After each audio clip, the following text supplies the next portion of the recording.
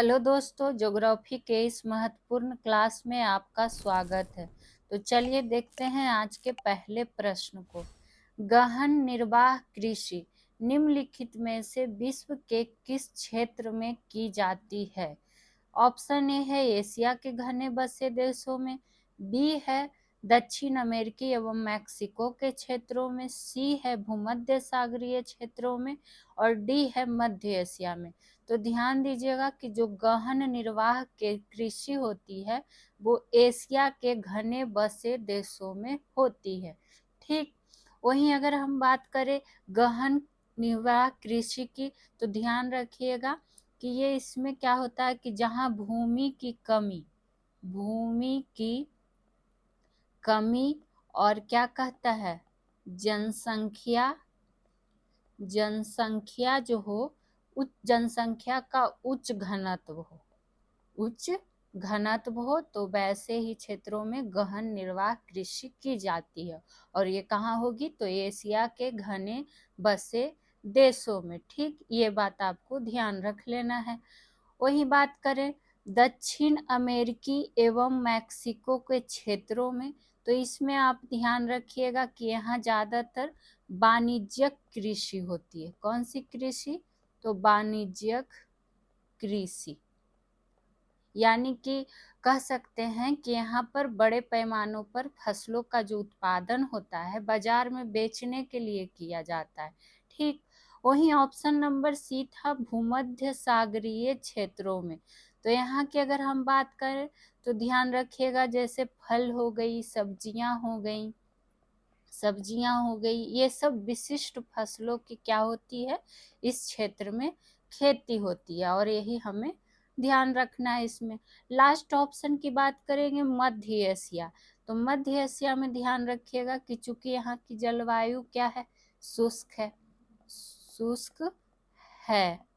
ठीक, और भूमि उतनी उपजाऊ नहीं है, भूमि उतनी उपजाऊ उपजाऊ क्या है, नहीं है। तो यहाँ किस प्रकार की खेती प्रचलित है? तो ध्यान रखिएगा कि मध्य एशिया में जो है पशुपालन पशुपालन और क्या कहता है खाना बदोश कृषि प्रचलित है। तो ये सब देखिए, एक प्रश्न में आपको चारों ऑप्शन से संबंधित जानकारी दे दी गई। तो सबको नोट डाउन आपको करते हुए आगे की ओर और पूरा क्लास आपको देखना है, सुनना है, नोट डाउन करना है। 2 नंबर की बात कर लेते हैं। ऑस्ट्रेलिया के संदर्भ में निम्नलिखित कथनों पर विचार कीजिए कि कौन सा कथन सही है, आपसे पूछा जा रहा है। ठीक, किसके बारे में? तो ऑस्ट्रेलिया के बारे में। पहला है कि ऑस्ट्रेलिया जो है विश्व में बॉक्साइट का क्या है, सबसे बड़ा उत्पादक देश है। तो ये बात क्या हो गई है, बिल्कुल सही दिया हुआ है, हमसे सही ही पूछा जा रहा है। तो देखिए, एक ए में भी है, एक सी में भी है, और यहाँ दिया है ना तो एक और ना ही दो, तो ये ऑप्शन इस तरह से हम कट कर सकते हैं। वहीं आगे की ओर पढ़ लेंगे। पहले काल गुरली सोना खनन हेतु प्रमुख क्षेत्र है, तो ये बात क्या है, सही दिया हुआ है। यानी कि ना तो केवल एक सही होगा, ना केवल दो, यानी कि एक और दो दोनों सही हो गया। ये पॉइंट ध्यान रख लेना है। वहीं अगर आपको ध्यान रहे, हालांकि लग रहा है ये प्रश्न पहले के क्लास में रिपीट हो चुके हैं, आपको पढ़ा चुके, कोई बात नहीं, 1-2 प्रश्न रिपीट हो जाते हैं, पर आपके लिए ही तो रिवीजन का काम करेगा। वहीं आपको पता है कि बॉक्साइट की बात आई है। बॉक्साइट, तो ये क्या है, एल्युमिनियम का मुख्य अयस्क कहा जाता है। एल्यूमिनियम का क्या हो जाएगा, मुख्य अयस्क। और जो वाक्य दिया हुआ है वो आप क्या करेंगे, ध्यान रखिएगा। वहीं काल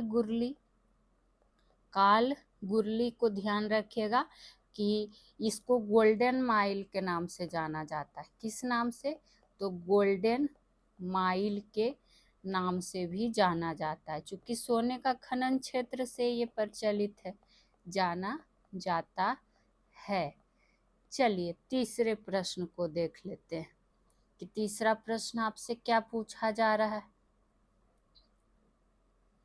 निम्नलिखित में से अंटार्कटिका की मुख्य वनस्पति कौन सी है। कहाँ का पूछा जा रहा है, तो अंटार्कटिका का। ठीक, तो देख लीजिए, 1 नंबर में है लाइकन, 2 में है मास, सी में 3 में है ओक और 4 में है पाइन। तो जब अंटार्कटिका की मुख्य वनस्पति की बात हो रही है तो ध्यान रखिएगा, एक लाइकन हो जाएगा और एक मास हो जाएगा, यानी 1 और 2 कहाँ है, ऑप्शन नंबर ए। ये तो हुई इसके आंसर की बात। यही आपको पता होना चाहिए कि अंटार्कटिका का अधिकतर भाग क्या है, शीत मरुस्थल है। कौन मरुस्थल है, तो शीत मरुस्थल है, यानी कि यहाँ की थोड़ी सी वनस्पति पर बहुत कम जीव जंतु अपना गुजारा कर सकते हैं। और ऊपर से आपको ये भी पता है कि ये जो लाइकेन की बात हो रही है, ऑप्शन नंबर ए यहाँ पे जगह है तो यहीं पे लिखते हैं, लाइकेन की बात आई है। तो लाइकेन में आप क्या ध्यान रखिएगा कि कवक और किसका, शैवाल का ये सहजीवी संबंध से बना होता है। ये प्रश्न आपसे पूछ लिया जाता है। वही दूसरा नंबर था मांस। ठीक, तो मॉस की अगर हम बात करें, मॉस इसको पढ़िएगा, मास नहीं मॉस पढ़िएगा, ठीक है। तो मॉस की अगर हम बात करें तो ये भी क्या होते हैं, नम और ठंडी जगहों पर पाए जाते हैं और अंटार्कटिका में ही पाए जाते हैं। ये बात हम लोग देख ही चल। ये क्या है, एक गैर संवहनी पौधा है।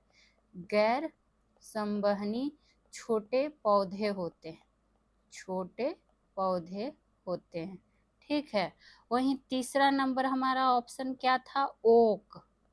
तो ओक की जहां बात आती है तो ध्यान रखिएगा कि एक पर्णपाती वृक्ष है। कैसा वृक्ष है, तो पर्णपाती वृक्ष है। ठीक, ये गर्म क्षेत्रों में पाया जाता है, जबकि अंटार्कटिका के क्षेत्र तो शुष्क और ठंडी है। वहीं 4 नंबर पर था पाइन। देखिए चारों ऑप्शन को क्लियर करते हुए चल रहे हैं। तो ये शंकुधारी वृक्ष हो जाता है, शंकुधारी वृक्ष, यानी कि कह सकते हैं जो कि ओक है, और पाइन क्या हो जाएगा, पर्णपाती, और शंकुधारी एक ही है जो कि समशीतोष्ण क्षेत्रों में पाया जाता है। ठीक है, आगे के प्रश्न को देख लेते हैं। क्या है अगला प्रश्न हमारा, निम्नलिखित में से किस गतिविधि के कारण भारत में गढ़वाल और कुमायूं में ओक वनों का क्या हुआ, प्रतिस्थापन हुआ। ये आपसे पूछा जा रहा है। ठीक, तो ध्यान दीजिएगा ऐसे प्रश्नों पे थोड़ा ज्यादा। ए में है आर्थिक लाभ के लिए वनों का बड़े पैमाने पर दोहन। तो ये बात क्या है, सही है। ठीक, वहीं दूसरा है चाय, रबड़ और कॉफी के बागान के शुरू करने के लिए वन मंजूरी। तो ये बात भी क्या है, सही है, दोनों के दोनों। तीसरा है निर्माण गतिविधियों के लिए लकड़ी का उपयोग। तो ये बात भी क्या है, सही, यानी कि तीनों के तीनों कथन सही दिए हुए हैं। ठीक, इससे संबंधित तो आपको ये क्वेश्चन ही इम्पोर्टेंट है और ये जो कारण सारे दिए हुए हैं, बस यही इसमें आपको ध्यान रख लेना है। आगे के प्रश्न को देख लेते हैं। भारत में शुष्क पर्णपाती वनों के बारे में निम्नलिखित में से कौन सा सत्य है। किसके बारे में, तो शुष्क पर्णपाती वनों के बारे में। और यकीन मानिए ऐसे ही प्रश्न एग्जाम में अब पूछे जा रहे हैं। तो जो भी बिहार शिक्षक भर्ती वाले पूरा क्लास देखा करे। ए नंबर है कि इन जंगलों में शुष्क मौसम के दौरान घास के खुले विस्तार के साथ एक पार्कलैंड परिदृश्य होता है। तो ये बात क्या है, सही दिया हुआ है शुष्क पर्णपाती वनों के संबंध में। तो हमें पहला ही कथन क्या मिल गया, सही मिल गया। अगर हम इसमें बात करें, इसमें क्या है कि पेड़ अपने पत्ते क्या करते हैं, गिरा देते हैं और इससे होता क्या है, और जंगल का जो फर्श है वो घास से ढक जाता है। किससे ढक जाता है? तो घास से ढक जाता है। ऐसा इसलिए है क्योंकि इन वन में क्या है, सदाबहार वनों को बनाए रखने के लिए 70 से 100 सेंटीमीटर के बीच वर्षा होती है, जो कि पर्याप्त नहीं है। तो ये प्रश्न जरूर ध्यान रखिएगा। चलिए आगे की प्रश्न पे चर्चा कर लेते हैं कि अगला प्रश्न क्या है। निम्नलिखित में से कौन सी भारत के उष्णकटिबंधीय पर्णपाती जंगलों में पाई जाने वाली सामान्य वृक्ष प्रजाति नहीं है, पूछा जा रहा है। ठीक है, तो ध्यान दीजिएगा। नहीं है तो पहले हमें जानना है कि कौन कौन है। तेंदु है, एक्सलोवुड है, महुआ है, लेकिन जो नीलगिरी है वो इस वृक्ष प्रजाति के अंतर्गत नहीं आएगा। और ये भी ध्यान देना है कि कौन सी पर्णपाती जंगलों में। ठीक, वहीं अगर बात करें जैसे उष्ण कटिबंधीय पर्णपाती जंगलों में सागौन, नाम सुने ही होंगे, साल, शीशम, महुआ, आंवला, चंदन, ये सब इसी के अंतर्गत आ जाएंगे। चंदन, बेल, ये सब क्या है, इसी के अंतर्गत शामिल है। हालांकि जो नीलगिरी है इस प्रजाति का हिस्सा नहीं है, क्योंकि यह आमतौर पर इन जंगलों में नहीं पाया जाता है। नीलगिरी में आप ध्यान रख सकते हैं कि यह ऑस्ट्रेलिया से लाई गई एक प्रजाति है। ऑस्ट्रेलिया से लाई गई क्या है, प्रजाति है, जिसको क्या किया गया, व्यापारिक उद्देश्य के लिए भारत लाया गया था, यानी व्यावसायिक उद्देश्यों के लिए। तो ये आप ध्यान में रख लेंगे। आगे की प्रश्न पे देख लेते हैं। देखिए बिल्कुल कथन वाले ही प्रश्न दिए जा रहे हैं आपको एग्जाम पैटर्न के बेसिस पे ही। उष्णकटिबंधीय चक्रवात के संदर्भ में निम्नलिखित कथनों पर विचार कीजिए कि कौन सा कथन सत्य है। किसके बारे में पूछा जा रहा है? तो उष्णकटिबंधीय चक्रवात के बारे में पढ़ना पड़ेगा हमें सेंटेंस।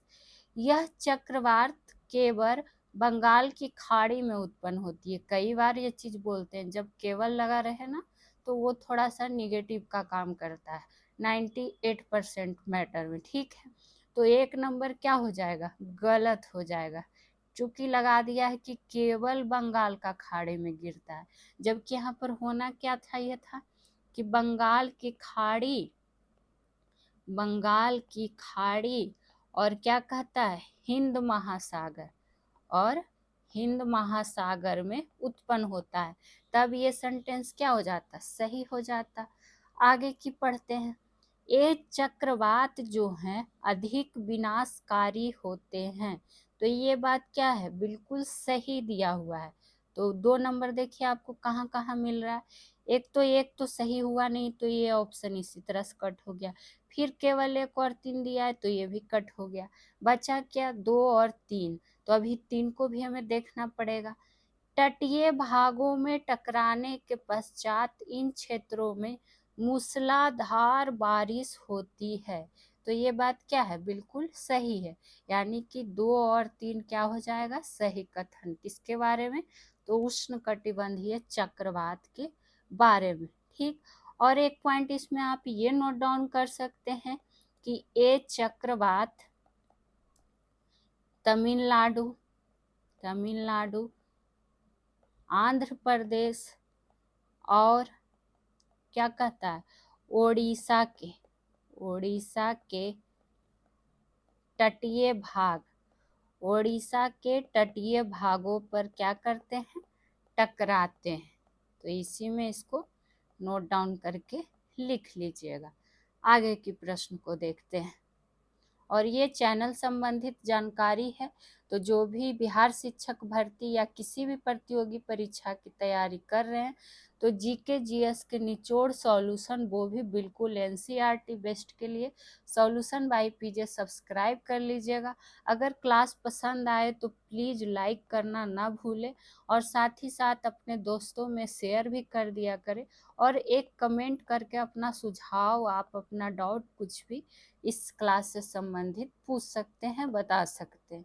तो आशा करेंगे आप लोग का सपोर्ट मिलेगा। बाकी इसी तरह का बिल्कुल पेड बैच जैसा आप खुद देखिए, आप प्रश्नों का लेवल देखिए, बिल्कुल एग्जाम पैटर्न पे आपको दिया जा रहा है। 8 नंबर पे आइए, निम्न में से कौन सा उष्णकटिबंधीय कांटेदार वन है, पूछा जा रहा है। ठीक है, कौन सा वन? तो कांटेदार वन। आप ध्यान रखिएगा, ये जो कांटेदार वन है उन भागों में पाए जाते हैं। किन भागों में? तो उन भागों में पाए जाते हैं जहां वर्षा 50 सेंटीमीटर से क्या होती है? कम होती है। क्या होती है? कम होती है।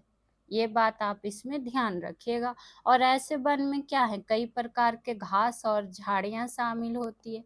घास और झाड़ियां शामिल होती है। ठीक है, अगर इसमें बात करें तो ध्यान दीजिएगा, पलास, खेजड़ी, नीम, ये सब सारे क्या है?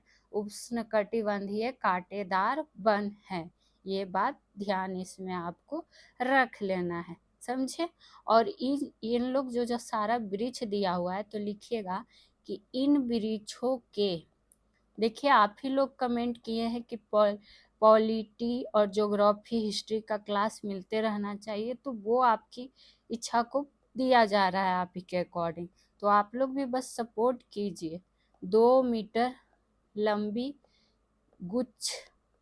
गुच्छा घास उगती है। ठीक, ये इसमें आप नोट डाउन कर सकते हैं। आप लोग से तो एक कमेंट करने कहते हैं तो आप लोग वो भी नहीं करते हैं, बताइए। जब हम आपकी बातें मान रहे हैं तो प्लीज आप लोग भी सपोर्ट कीजिए। आइए 9 नंबर प्रश्न पे, शिवालिक श्रृंखला के संबंध में निम्नलिखित कथनों पर विचार कीजिए कि कौन सा कथन सत्य है। ठीक, पहला है, इस पर्वत श्रृंखला की ऊंचाई 1100 से 1400 मीटर के मध्य, जो कि क्या है? गलत है, चूंकि हम आपको कई बार बताए हैं कि उसकी ऊंचाई जो है 900 से 1100 मीटर के बीच स्थित है। यहाँ दिया था 1100 से 1400, तो पहला स्टेटमेंट गलत हो गया, सही पूछना है। तो एक तो इसमें कट हो गया क्योंकि एक यहाँ मौजूद है। सी में भी देखिए एक मौजूद है, तो ये होगा नहीं, केवल या तो बी या डी होगा। आगे पढ़ते हैं, निम्न हिमालय तथा शिवालिक के मध्य स्थित लंबवत घाटी को क्या कहते हैं? दून कहते हैं। ये बात क्या है? सही है, तो 2 नंबर सही हो गया। 3 है, बिहार के उत्तर पश्चिमी भागों में शिवालिक श्रृंखला का विस्तार देखने को मिलता है, तो ये बात भी सही है। 2 और 3, तो यही तो हमें इसमें बस पहचान करना था। आगे की प्रश्न को देखते हैं, निम्नलिखित कथनों पर विचार कीजिए कि फिर से कौन सा कथन सही है। फिर से देखिए, पहला है, पराग्वे और बोलीविया दक्षिण अमेरिका महाद्वीप के स्थल रूढ़ देश हैं, तो ये बात क्या है? सही है। तो और जब सही है तो ध्यान भी देना है कि सेंटेंस में क्या लिखा हुआ है।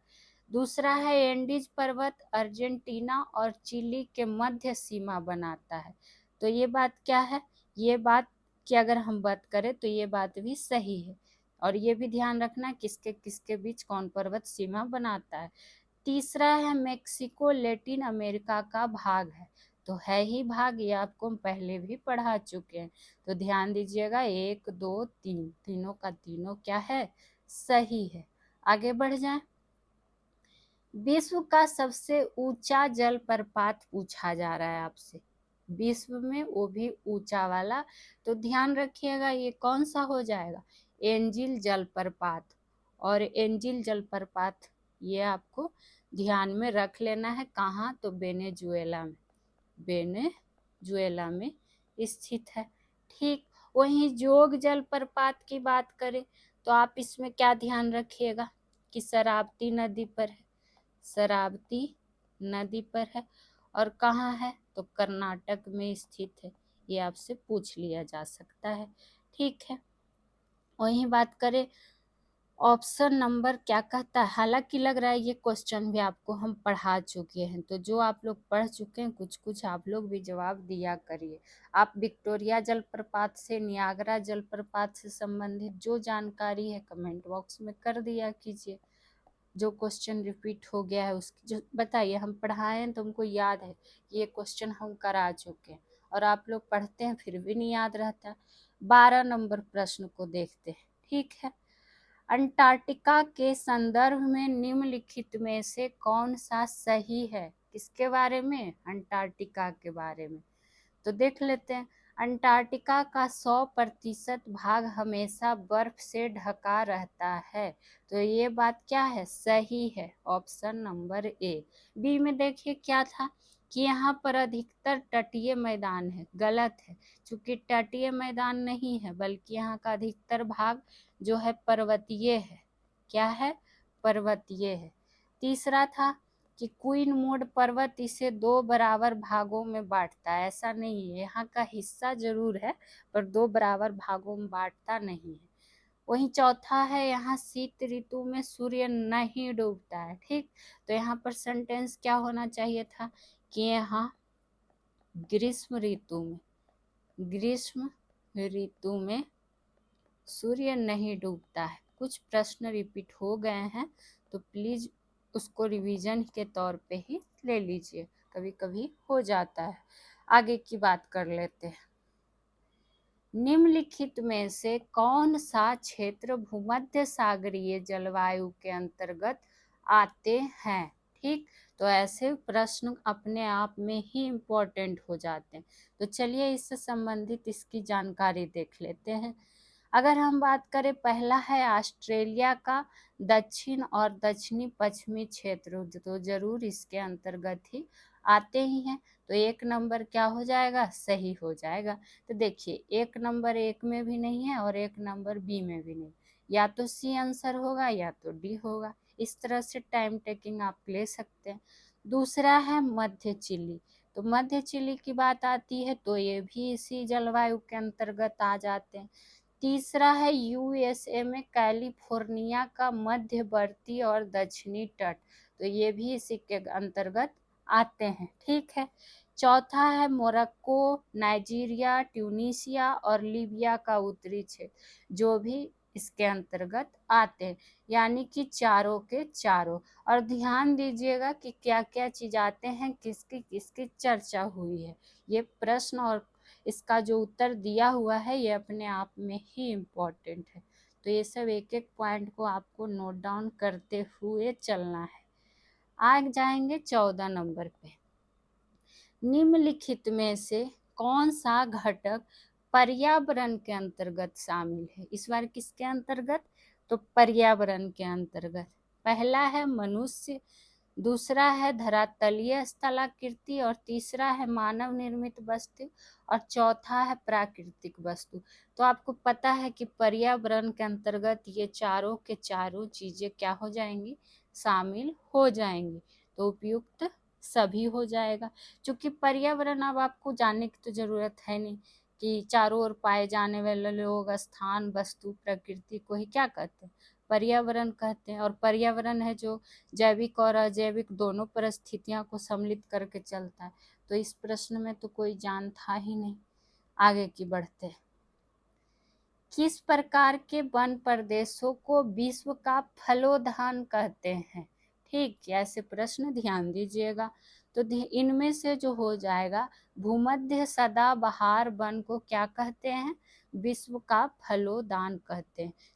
चूंकि आपको पता होना चाहिए कि भूमध्य सागर सदाबहार वन या भूमध्य सागरीय क्षेत्र जो है फलों की कृषि के लिए, किसकी कृषि के लिए?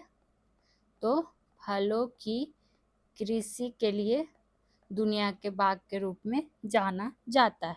ठीक, वहीं अगर बात करें, यहाँ पर आप एक पॉइंट ये लिख सकते हैं कि क्या लिखिएगा, जहाँ आमतौर पर संतरा हुआ, जैतून हो गई, अंगूर हो गया, ये सब जो फल है इसका पैदावार यही होता है। ठीक, ये बात हो गई। वहीं भूमध्य सागरीय जलवायु की बात कर ले तो भूमध्य सागरीय जलवायु भूमध्य सागर के आसपास, भूमध्य सागर के आसपास 30 से 40 डिग्री, कितना, तो 30 से 40 डिग्री अक्षांशों के बीच, अक्षांशों के बीच क्या है, उपोष्ण कटिबंधीय, उपोष्ण कटिबंधीय, ये आप ही लोग के लिए लिखा जाता है। उपोष्ण कटिबंधीय अक्षांशों में महाद्वीपों के क्या होता है, पश्चिमी तट से जुड़ा हुआ होता है, पश्चिमी तट से जुड़ी हुई होती है या जुड़ा हुआ होता है, इसको लिख लीजिएगा। चलिए आगे की प्रश्न को देखेंगे। आ चुका है इस बार मिलान करने के रूप में, निम्नलिखित युग्मों में से कौन सा सही सुमेलित नहीं है पूछा जा रहा है। तो देख लेते, एक तरफ आपका दोआब है और इसको नदियों से मिलान कर लेना है। ए नंबर में है बिष्ट दोआब, तो ये बिष्ट दोआब ध्यान रखिएगा कि ब्यास और सतलज के मध्य है, तो ये बात क्या दिया हुआ है, सही। और आपको नोट डाउन करते हुए चलना है कि कौन सा दोआब किस नदी के मध्य है, ठीक, यही आपसे पूछ लिया जा सकता है। बी में है बारी दोआब, तो ये किसके किसके बीच है, तो ब्यास एवं रावी नदी के मध्य है, तो ये बात भी क्या है, सही दिया हुआ है। तीसरा है रचना दोआब, जो कि रावी और चेनाब के मध्य है, तो ये बात भी क्या है, दिया हुआ बिल्कुल सही है, ठीक। वही बात करेंगे, ऑप्शन नंबर डी है क्या, सिंध दोआब, जो कि दिया है सिंधु और ब्रह्मपुत्र के मध्य, तो ये क्या है, गलत दिया हुआ है। क्यों गलत दिया हुआ है, चूंकि यहाँ पर होना चाहिए था झेलम चेनाब एवं सिंधु नदी के मध्य, सिंधु के मध्य, तब जाके ये सही साबित होता है, ठीक। तो ध्यान रख लेना है कि क्या क्या यहाँ पर होना चाहिए था, ठीक। ये झेलमा लिखा गया जी, इसको झेलम कर लीजिए, थोड़ा जल्दी लिखने के चक्कर में हो जाता है। झेलम चेनाब और सिंधु के मध्य कौन, सिंध दोआब। और यहीं पर एक ध्यान रख लीजिएगा, पूछ लिया जाता है चाज दोआब, कौन दोआब, तो चाज दोआब, और चाज दोआब किस नदी के मध्य है, तो ये चेनाब एवं झेलम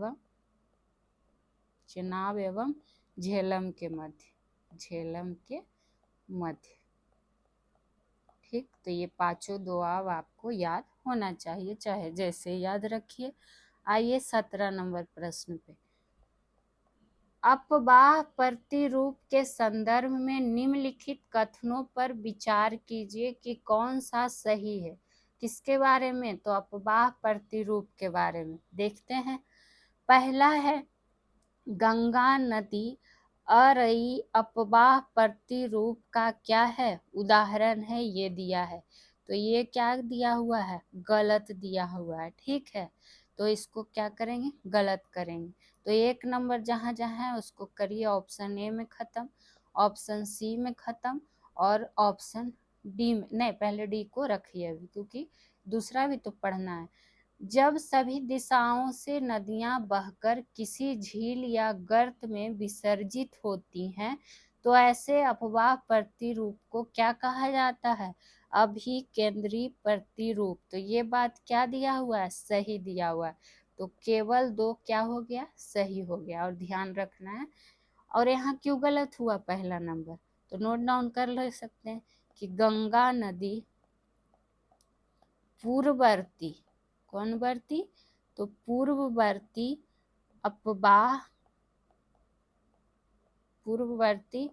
अपवाह प्रतिरूप का उदाहरण है, तब ये सेंटेंस क्या हो जाता, सही हो जाता, अगर यहाँ पर अर्ये की जगह क्या होता, पूर्ववर्ती, ठीक। तो यही गलत था इस सेंटेंस में, आगे की चर्चा करेंगे। और ये एक बार फिर से चैनल संबंधित जानकारी आ गई है, तो एक बार आप लोग इसको जाके चेक किया कीजिए, और मैराथन देखिए जाके, सारे विषय का बिल्कुल डिटेल्स के साथ कराया जा रहा है, और प्लेलिस्ट चेक कीजिए। बाकी solution by PJ channel subscribe कर लीजिए, वीडियो अच्छी लगती है, हमारी क्लास पसंद आती है तो लाइक शेयर के साथ साथ कमेंट कर दिया करें। 18 नंबर पे देखिए क्या आ चुका है, द्वार स्थला कीर्ति पाई जाती है। कहाँ पाई जाती है ये आपसे पूछा जा रहा है, तो ध्यान रखिएगा ये दार्जिलिंग और सिक्किम हिमालय में पाई जाती है। कहाँ, तो दार्जिलिंग और सिक्किम हिमालय में।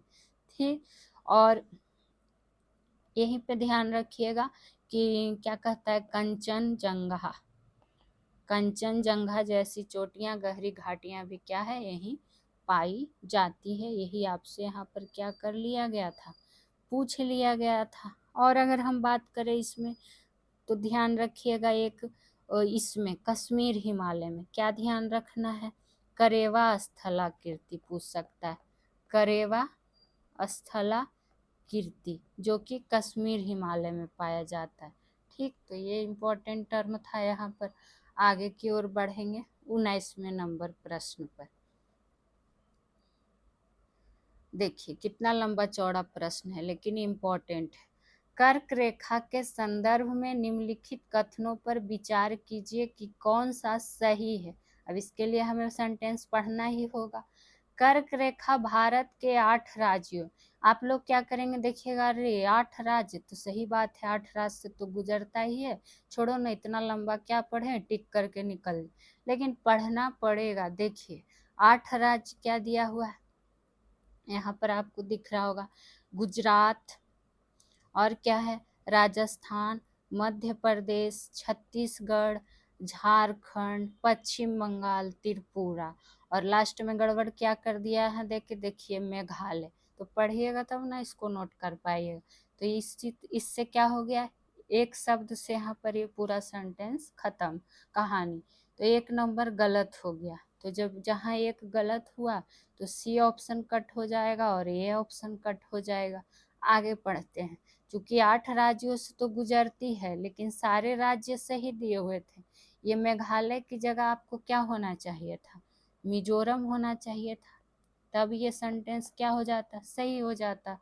आगे की ओर देखिए, कर्क रेखा भारत को लगभग 2 बराबर भागों में विभाजित करती है। तो ये बात क्या है, बिल्कुल सही है, यानी कि 2 नंबर सही हो जाएगा। तीसरा की बात करें तो कर्क रेखा और भारतीय मानक समय का प्रतिच्छेद बिंदु यानी कि क्रॉसिंग पॉइंट छत्तीसगढ़ राज्य में है। तो ये बात कई बार पढ़ाए भी है, सही हो जाएगा। तो केवल क्या हो जाएगा, 2 और 3 जो है सही हो जाएगा। तो यही हमें देखना था।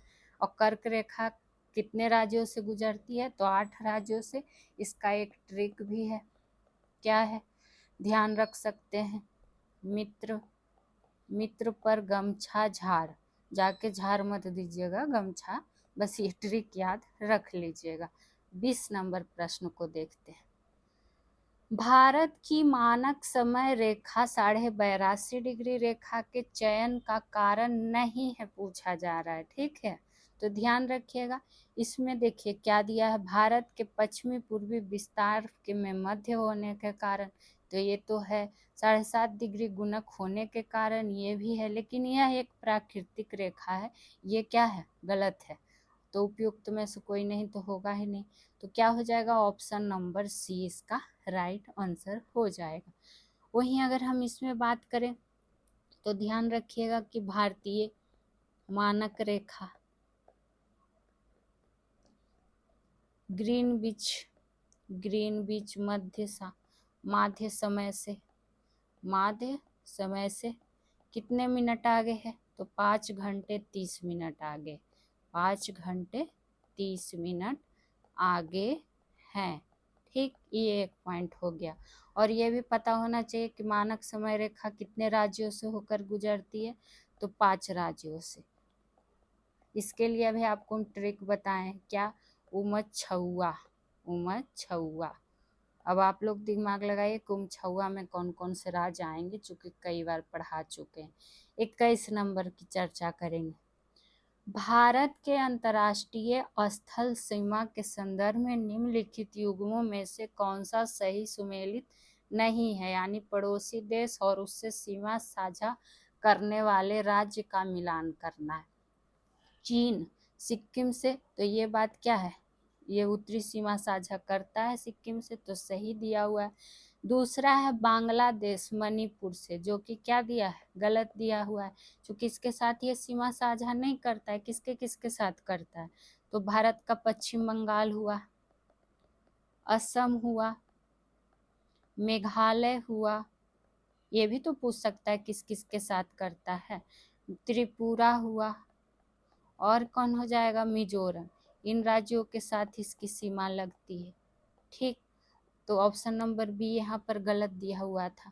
वहीं बांग्लादेश, आपको पता है कि जो इसमें आप क्या ध्यान रख सकते हैं कि बांग्लादेश की सीमा भारत के साथ, बांग्लादेश की सीमा भारत के साथ, भारत के साथ सबसे लंबी सीमा, सबसे लंबी अंतर्राष्ट्रीय सीमा, ये तो आपको पहले से भी पता होगा, 4096 पॉइंट समथिंग कुछ किलोमीटर है। ये डाटा कई बार आप पढ़ चुके हैं। वहीं म्यांमार की अगर हम बात कर ले, तो ये नागालैंड से साझा करने वाले राज्य हैं, नागालैंड से, तो सही दिया हुआ था। ऑप्शन डी था भूटान, जो कि असम, तो ये भी क्या है, सही। हमें पूछा गया था कौन नहीं करता है।